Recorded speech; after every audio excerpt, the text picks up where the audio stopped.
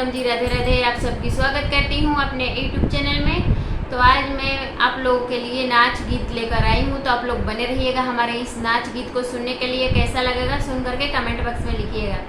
चलिए मैं सुनाने जा रही हूँ। दीना भर खाले सुगनाया माया मरुधिया या माया मरुधिया राती बेरिया सुगना फोरेले अनरवा राती बेरिया सुगना फोरेले अनरवा राती बेरिया।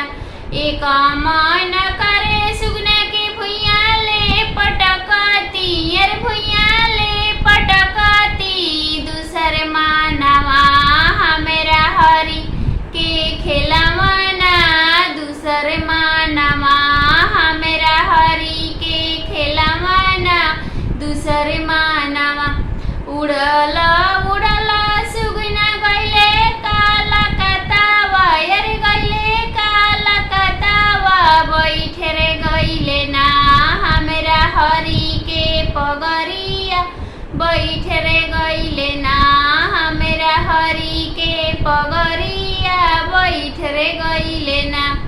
पगरी से झारी पिया जंघे बैठवाले जंघे बैठवाले कह सुगना हमेरा घरवा के बियोगावा कह सुगना हमेरा घरवा के बियोगावा कह सुगना।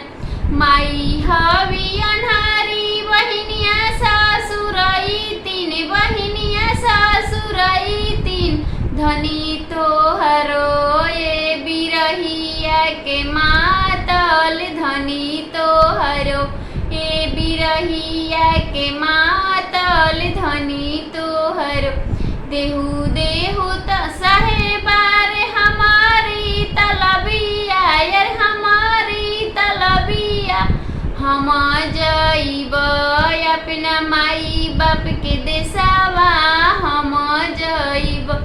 देहु देहु साहेबार हमारी तलबिया यार हमारी तलबिया।